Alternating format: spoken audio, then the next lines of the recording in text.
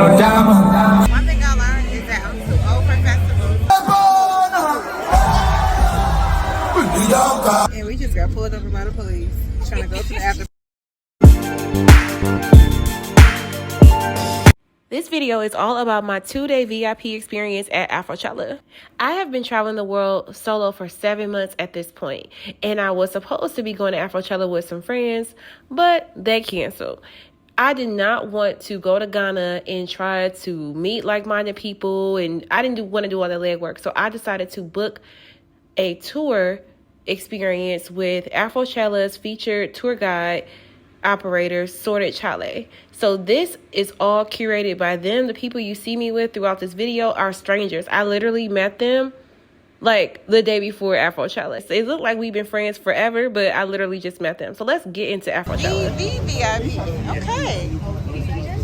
Yeah, this is so we are going to go to another entrance because this is the VIP. I've never heard of VIP ever.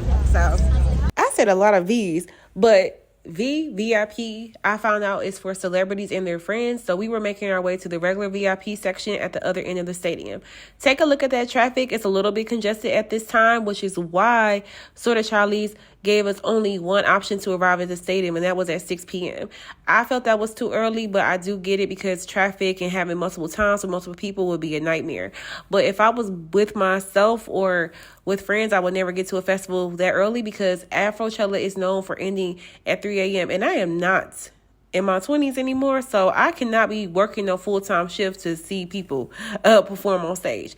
But anyway, I definitely enjoyed my experience with the group of people I was with. If you like watching travel vlogs and getting tips on personal finance, go ahead and hit that subscribe button and notification bell so you won't miss a video when I drop one. I don't know where they went. Oh, this gonna be. I'm like, where they at? Latrice and I got separated from the group because we decided to stop and do a street interview, and the group kept on going. We didn't say anything, so this is Cliff saying, "Where the heck were y'all?" And we won't be doing that again. All right, let's get into this VIP exclusive entrance to Afrochella. Now, the VIP entrance at this time of the show is very empty because it's 6:30, okay? Now, the general admission area was packed. But let me tell y'all, I was not impressed with the VIP experience because y'all see that mat being pulled out in them little white crates? That was our seats for VIP. Now, I know in an outdoor festival, you're not going to have assigned seating. But y'all, we was on the ground for hours. So I was not happy about that, but we made the most of it. We were still up dancing and having a good time. Another rant about VIP is the bar area. The bar area was too congested. It was only one bar for each side of VIP. And they were slow making the drinks. It was like 2 bartenders. It was just a whole thing. And then another con was there were not a lot of bathrooms. Even though the bathrooms were clean, there were not a lot of bathrooms in the VIP section. A pro of VIP was there were little free food snacks. So like chicken skewers, beef skewers, that type of thing. Now, this is a lineup that Afrochella posted a couple days before Afrochella began, and this is not the lineup of day 1. Burna Boy did not come on to day 2. We found out about that, I think, early in that morning. Let me show you some snippets of what I saw while I was at Afrochella on day 1. Snippets because I do not want to get a YouTube copyright strike. So you will hear little bits of the songs playing. But Medical was my favorite performance from day 1. I did leave at midnight, which you'll see later why I did.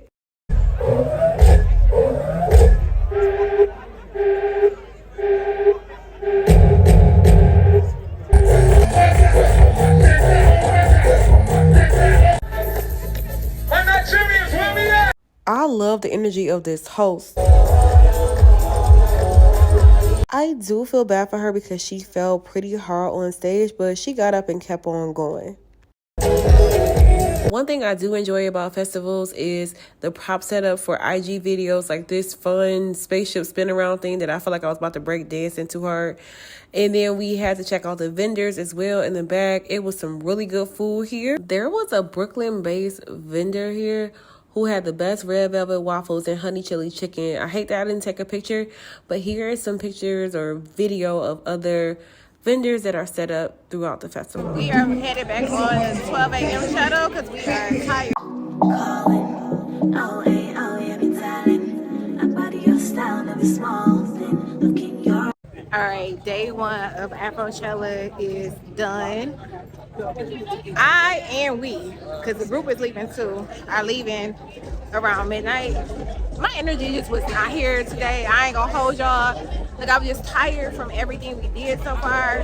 Coming from Kenya, time zone difference, it's just a lot. So I'm gonna go and rest up to have my energy for day two, because I know a lot of the performers tomorrow. Today I didn't really know anyone either. I can't describe it, just tired. And I only ate one good meal today because we were just busy. So yeah, I will be showing y'all day two. Now, day two begins with me in a Uber to the music festival because I wanted more time to get ready. I didn't gain too much time. I only get an extra 30 minutes by taking the Uber, but I just needed that because we are doing so many fun activities with Sorted Chale that when nighttime comes to get ready for the festival, you kind of drain. So I recharged my batteries and I was ready. The energy in the whole festival was better on day two because in the snippets you couldn't tell, but the crowd really wasn't singing along to pretty much no artists. Now, I did leave before midnight and I did see clips where the crowd was hyper after midnight. Different performers came on and got the crowd going. But I left early because my energy was trash. So I ain't gonna blame it on everybody else. I was a part of the low energy too. But day two, woo, we was ready.